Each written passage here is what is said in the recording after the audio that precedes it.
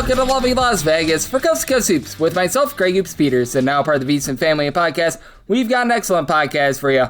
I did back-to-back conference preview podcasts, so we've got a lot to recap from this weekend of college basketball. We're going to do so here in segment number 1. Texas Tech certainly getting a nice boost with Darrion Williams returning to campus. We'll talk about that. We've got a few other guys that committed to places, so we're going to be recapping all that we saw here over the weekend here in segment number 1. And then in the second segment, we're going to be chatting it up with our good friend Rob Donaldson of Underdog Fantasy, and we're going to get his thoughts on what we've all been seeing with regards to these moves in college basketball. Additionally, we're going to be chatting with him about some teams that he's starting to feel a little bit more bullish/bearish on now that we have been having a lot of movement, now that we're starting to see these fifth-year guys commit to places, and so much more. If you do have a question, comment, segment idea, what have you for this podcast, you have one or two ways to fire those in. First one is my Twitter/X timeline at gunit_81. Keep in mind, letters CM, they mean does not matter, so as per usual, please send these into the timeline. The other way is via an Apple Podcast review. If you rate this podcast 5 stars, it's very much appreciated. And then from there, you're able to fire in whatever you'd like to hear on this podcast via that 5-star review.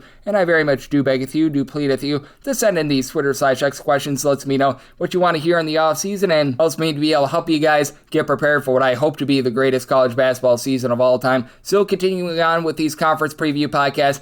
I'm due up to do the Mountain West soon, but with all these fifth-year guys, I might hold off on that and do the Patriot League first, because with the Patriot League, there's a little bit less fear that we're going to have these fifth-year guys just flip-flop and everything like that. So I'm trying to be able to get out these conference preview podcasts, but at the same time, give you guys good information there. So it's a little bit of a balancing act, because typically we don't have a lot of news in college basketball in the month of August, but this year we do have a lot of news in college basketball in the month of August. And the biggest piece of news over the last few days, Darrion Williams, he was over at NC State last year. 2 years ago, he was a part of that Texas Tech team that made the Elite Eight. When he was at Texas Tech 2 seasons ago, 15 points, 5.5 boards, 3.5 assists, shot 34% from 3. Now, I did shoot 40% from 3 over at NC State last year, and he was able to put up 14 points, 4.5 boards, 3 assists, but it was very clear that the Will Wade system did not suit him the same as Texas Tech. He's now back at Texas Tech. The second big move that they made over the last 7 days, as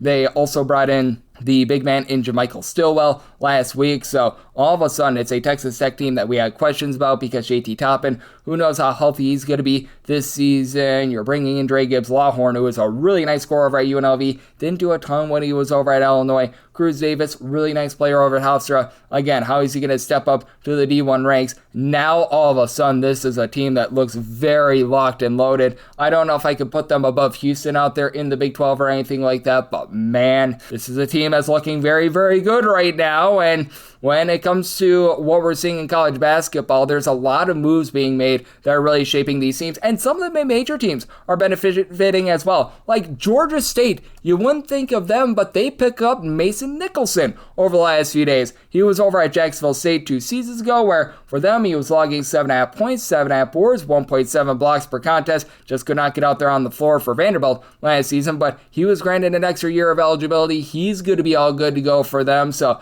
that's a big move. We're also seeing Duquesne being the beneficiaries, and we're going to ask this about we're going to ask this to our good friend Rob Donaldson as well, if some of these mid-major teams might be teams that very much benefit, because Terrence Goonyard, who last season was the top scorer over at Duquesne, 16.5 points, 4.5 assists, shot 36% from 3. He's back for them. And for Duquesne, I thought that this was going to be perhaps a little bit of a rough season for them out there in Atlantic 10, where obviously VCU and Dayton are the creme de la creme teams out there. They were probably looking at Yov Berman being their top scorer. Isaiah Pasha is the guy that they're going to be looking to for a lot of production. Now you bring back your top scorer, a guy that's able to dole it out. If you're able to get anything out of Jake D. Michelle, Stephen Olawani Jr., for Olawani Jr. much more down low, you're really looking at something if you're Duquesne. Maybe not like a top 3 finish in the Atlantic 10 or anything like that, but that's a big stinking move for this team. So we are certainly seeing a lot of these teams being able to step up, being able to improve themselves. Illinois State was one of those teams that was able to be big-time beneficiaries with Malik Moore heading on over there. So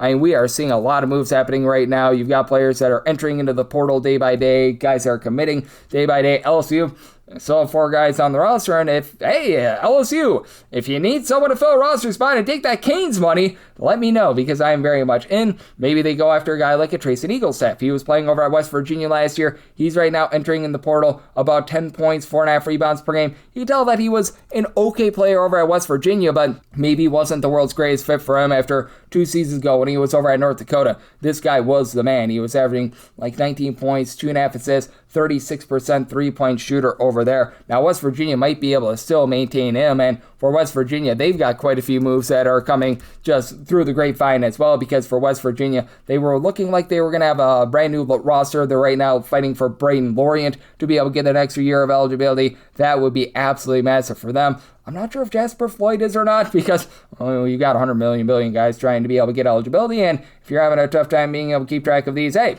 even those of us that know college basketball very, very well, we're having a tough time as well. But that's huge. Now you've got Trey Hulleman with the injunction from Colorado. He's in the transfer portal. He was over at NC State last year.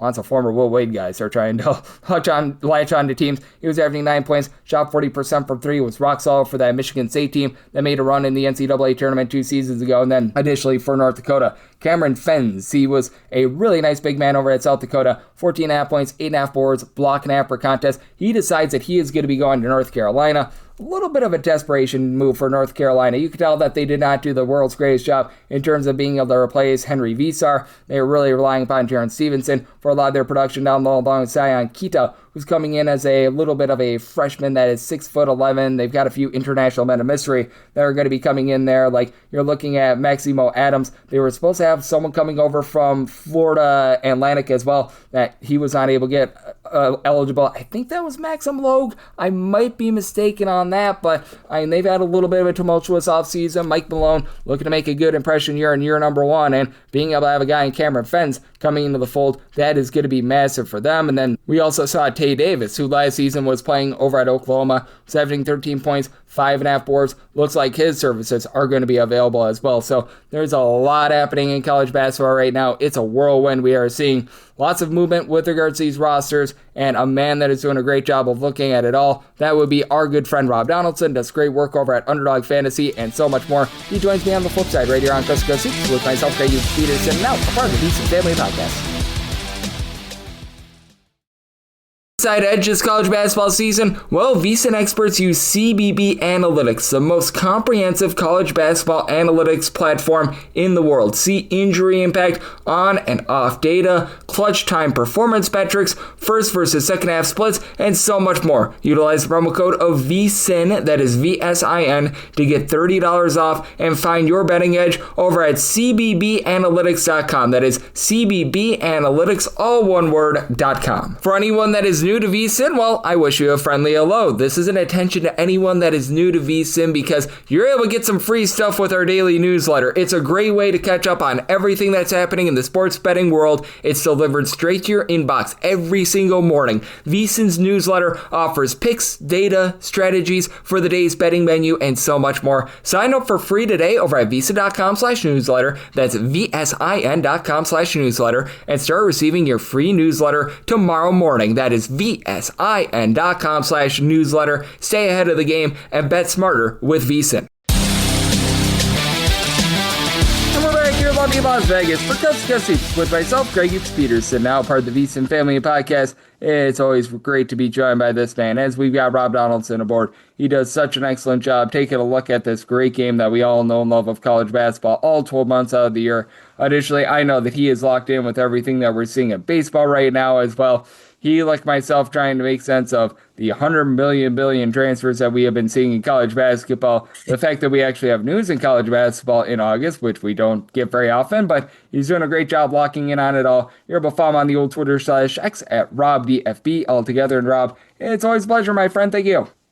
Yeah, thank you for having me on, Greg. And it's kind of crazy with college sports now being basically the legal system in the every single offseason now. I'm starting to pick up all like the jargon that comes out regarding different rulings, what players are trying to do, what teams are trying to do, what programs are trying to do, because it used to be just a straightforward sport. Now we got to know really kind of everything that's going on in terms of the legal side. And it's a different dynamic. I don't know whether I love it or not, but it's here and we're analyzing it. Oh, we certainly are. It is just wild what we've been seeing. And just how do you take a look at the last few weeks in general? Because there's been a lot of court cases that have been going down, which shock, surprise, surprise. The NCAA has lost every single stinking one of them. But it just feels like at this point, anyone that wants to be able to get eligibility is just going to be given eligibility.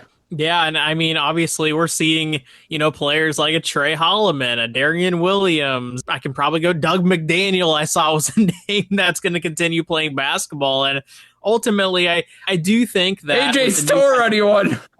AJ Storr, I mean, truly a million different players who have played for a million different teams. Like, is Musa Cisse coming back? Probably. The thing is, I do feel like the 5-for-5 rule in terms of eligibility is going to be a good thing moving forward, but we do have kind of this gray area. And, before this gray area, it was the COVID year of eligibility gray areas. So I'm just kind of waiting for the 6-for-6 eligibility system that's going to be rolled out in 2027. And then it'll be the 7-for-7, the 9-for-9. Hey, Tim Tebow's back at Florida playing basketball now. That's the way that it's going to be going at this point. Just absolutely wild and crazy there. And it certainly is insane. And what else is insane is I feel like one team has really benefited more than the rest. Texas Tech now looks really good. Like, I had question marks about them a few months ago because you were unsure of what JT Toppin is going to be able to do this year. He's dealing with injury, but Darrion Williams is now returning to them. They pick up Jermichael Stillwell. Want to hear your thoughts on them because, wow, this looks like a loaded roster once again. Yeah, and honestly, Dre Gibbs-Lawhorn, who we saw at UNLV last season, was just one of the ultimate bucket getters that we saw. When you're talking about just the dynamic of Texas Tech and just, what we've seen over the last couple of years, it does kind of feel like it's a defensive prowess sort of program, but when they do have those shot makers, and they've had a couple with Bryce Hawkins being kind of one of the notable ones, they've really added an element to the game that feels like they're a national championship contender. I feel like the way that things are going with just adding back Darrion Williams kind of almost out of nowhere, with JT Toppin potentially being a main fixture as well over the course of the main season, Dre Gibbs-Lawhorn, Jermichael Stillwell, it does kind of feel like there's a really big window here for Texas Tech to go out there and compete for a national championship. And yeah, I mean, great for the program. Yeah, I mean, man, they're the team that I really think is cleaning house and they are benefiting. But I mean, along those lines as well, we saw the Ohio case come through with Philip Borovichinen heading on over to Xavier, MJ Collins being able to stay with his coach Jared Calhoun over at Cincinnati. And those are two teams that I think also benefit not just from having those guys retained, but those guys also having familiarity with the program as well, which I think is going to be even bigger for them than some of these teams that may add a fifth-year guy late. We've seen even a team like an LSU that, as of today, currently only has 4 players named on their active roster. Now, there's a lot of talks about, they're bringing in people from overseas, and so technically they can't be named just yet. But we're sitting here in August, Greg, and there's a team in a notable conference with a notable head coach, and it's a notable program in LSU, and they have 4 players. Hey, if they want to give away that Canes money, I have eligibility. Yeah, it's just, this is the world we're living in, Greg, where like there's going to be free agents or transfer portal guys, whatever you want to call them at this point, who are just kind of lingering out there that we probably don't even know about, who've just come back to the sport. Like, I'm sure after some of these summer league flameouts, we might see a guy just, say, hey, I'm going back to college. We just saw that with the NFL. A lineman for Texas went over to, do a summer, a tryout for an NFL team, the Dallas Cowboys, and then just go back to college. Like, this is the new world we're living in, where no players are truly off limits. If they are off limits at the moment, just file an injunction and all of a sudden it gets reversed. So it's really tough to analyze any team as it currently stands today, because everything is going to be changing here in like 2 weeks. Yep. It feels like with college eligibility, if you've ever seen the show Whose Line Is It Anyway?, all the years are made up, and it just really doesn't matter. If you file an injunction, guess what? You're all good to go, as we do have our good friend here in Rob Donaldson joining me on Coast to Coast Hoops, and no doubt about it, those are some interesting teams. And just who do you think LSU might bring in? Because they've got a lot of money available. You mentioned it. They've only got 4 roster spots filled right now. Yeah, maybe they're going to be bringing in a few international guys.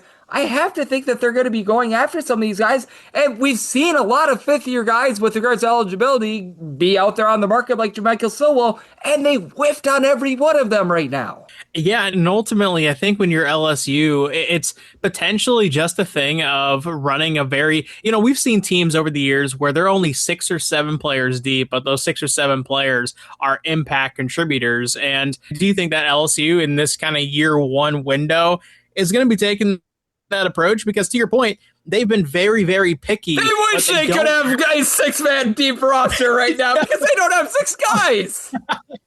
Right. And it's just like, I get it. You want to kind of feel like the Illinois of last year where you bring in a bunch of international talent and all of a sudden it just kind of feels like you have a different edge to your game while everybody's picking up these finesse scorers, these freshmen, and just experienced players. You're bringing in legitimate professionals who are ready to go from day one and ready to just kind of throw it down on the court. Like I love that type of identity, but my goodness, are they playing it really close with this approach? I do think they will be fine, but I feel like this has been a byproduct of, hey, just because you have money doesn't mean that you're just going to win over players, because a lot of these programs have money, Greg. And in basketball, you're not paying 70, 80 guys like in college football. You're paying like 8 or 9 guys to come to your school. That makes a lot more schools competitive when it comes to NIL, and ultimately LSU, even with the big bag that they have, is not really getting the job done right now. No, they very much are not getting the job done. Holy crud, this has been interesting to say the least for them, especially with the gift of so many players coming out there onto the portal, and they still haven't signed any of these guys. So that has been interesting, to say the least. And I do think that they're certainly a team that we do need to have a little bit of a star around and we need to be taking note of. And are there a few other programs that you feel like maybe had an underwhelming offseason that you feel like could jump into the mix, because all of a sudden we've got a lot of players out there that would love to sign, and if a team has money, they might be able to win them over, just like we saw with North Carolina and Cameron Fens. There's a lot of teams and a lot of programs that I think fit that bill, most notably to me, and I feel like UCLA has kind of been trending in this direction for some time now, but are they just like, they don't care? Like, is that what's going on? They just don't really care about college basketball right now in lieu of whatever else is going on at UCLA. I mean, this is the program that had John Wooden at the helm, winning championships, right? It's almost like equivalent to the Alabama Bear Bryant, Nick Saban days. And UCLA as a basketball institution has just decided, you know what? We're fine with just whatever happens. And, they have certain players that I do think are very, very talented for the college game, Xavier Booker being one of them, but to not really go out there and make splash moves. And we know that they have money as a program because Nico Imaliava is making like $5 million. That's getting taxed to oblivion out there. But ultimately, it's just, I don't know where this team stands. Maybe this is kind of their second wave that they are going to go out there, maybe reacquire a Donovan Dent, for example, who is now eligible under these new guidelines. But ultimately, I think this offseason for UCLA has just kind of been a disaster. Yep, it certainly has been interesting what we've seen out of them. And it's really interesting to see how some of these guys are gauging in the portal as well, because one thing I'm noticing is that we're seeing some of these guys going to mid-major schools. Like Duquesne is getting back Terrence Goonyard, guy that was averaging 16.5 points, 4.5 assists per contest. That's obviously massive. And then for Illinois State, they were able to bolster their roster as well. And I think that it's not just the big guys that are picking up players, but some of these mid-majors might actually be able to have a chance at these guys, because so many of these power conference teams spent so much of their money, they don't have a roster spot available. And for some of these mid-major teams that maybe they struck out, now they have a second chance to be able to get it right. Yeah, because honestly, this second wave of eligibility players, I mean, they're kind of coming in at a very inconvenient time for the programs that went full bore on the front end, right? Because a lot of these teams had already kind of filled up their roster spots and now are kind of in the lieu of making a decision of, what do we do from here? I guess we just got to let this guy go. A notable one is, close to home for me in terms of Iowa. Tavion Banks, a main contributor in last year's Elite Eight Iowa run. He just doesn't have a spot on the Iowa basketball roster just based on a scholarship standpoint. So it's one of those things where a lot of schools are kind of facing that. It's going to lead to a lot of mid-majors, I think, getting that really cool bump of a down transfer who just really needs to get the equivalent playing time that kind of warrants his abilities. And so, yeah, whether it's a VCU, whether it's a Grand Canyon, whether it's a San Diego State or whoever else, Utah State is another one that kind of got a late start because of the coaching change. I think those are going to be kind of the main beneficiaries of this second wave. And ultimately, we're going to see what happens kind of long-term in terms of ramifications. Freshmen potentially not getting the shot because of this second wave. But in the interim, I 100% agree. Mid-majors are seeing a bump, I think, from all these down transfers. Yep, they certainly are. Illinois State is a team that I'm very bullish on within the Missouri Valley Conference, and do want to keep this one a little bit open-ended because we've seen a lot happen in college basketball over the last few weeks. Typically, when it comes to college basketball, things are very, very slow this time of year, and they have not been. We're seeing a lot of rosters just get changed around, moved, and are there a few teams that you're now feeling a little bit more bullish/bearish on with everything that has happened over the last few weeks? I think just inherently when you're talking about the teams that are, we talked about Texas Tech, and that would have easily been the one that I would pinpoint, but I'll even take you over to another one out there in the Big 12 with Houston. Chendall Weaver is somehow still playing college basketball. It just kind of feels like he's one of those guys that's been around for such a long time. He doesn't even have a hairline anymore. No, I mean, truly, he's about to file his AARP and collect his retirement pension. So it's one of those things where I think when you're talking about Houston, that is a program that either you have to build them from the ground up or you have to inherit some really, really tough-nosed players who are willing to fill a role. Chendall Weaver is one of those guys that I do feel like knows his role, is going to be willing to kind of abide by the coaching of Kelvin Sampson, because it kind of runs like a military academy where you can't just do whatever you want and get buckets. You won't see the floor if you don't fill what you're supposed to be doing. So I think Houston was a big winner from this second wave, and we'll see if they pick up anybody else. But that would be a team that I 100% pinpoint. Just another team in the Big 12 that's getting loaded up here. Yep, no question about it. It is so interesting what we're seeing in college basketball right now. Rob, you're doing your best to decipher what is very difficult to decipher. You're also doing a great job on the baseball front and so much more. So love to give people at home know what's all on tap for you and how people can follow along on social media and other platforms. Well, hey, Greg, this is why we love college basketball. It's always interesting. We have all these new layers nowadays, and that just keeps us going here in August on the 9th. So I appreciate you, inviting me on throughout this offseason. We're so close to games being back on. I think it's like 12 weeks or something like that. But for those who want to follow my college basketball bets, once those come back into fold, Twitter/X at RobDFB, and also my YouTube channel, which is just my name, Rob Donaldson. But as always, Greg, I appreciate having me on, man. Absolutely. Our good friend Rob is doing such an amazing job taking a look at this great game of college basketball, even though, man, it is a very, very interesting landscape in college basketball right now, but he's doing a great job locking in on it all, and every single time he joins me, he lends such great insight. So a big thanks to Rob for joining me on Coast to Coast Hoops, now part of the VSiN family of podcasts. And if you do like hearing from this fine podcast, Coast to Coast Hoops, you're able to subscribe wherever your podcasts, Apple Podcasts, Google Play, Spotify, Stitcher, and TuneIn. If you have a question, comment, segment idea, what have you for this podcast, you do have one or two ways to fire those in. First one is my Twitter/X timeline at gunit_81. Keep in mind, Larsium, the me does not matter, so as per usual, please do send these into the timeline. And the other way is find an Apple Podcast review. If you rate this podcast 5 stars, it's very much appreciated. And then from there, you're able to fire in whatever you'd like to hear on this podcast via that 5-star review. I'm with you guys every single day on this podcast with regards to getting set for the upcoming season. You're going to continue to get these great conference preview podcasts, so we've got you guys all covered there. Once we're back in season, picks and analysis on every game, every day.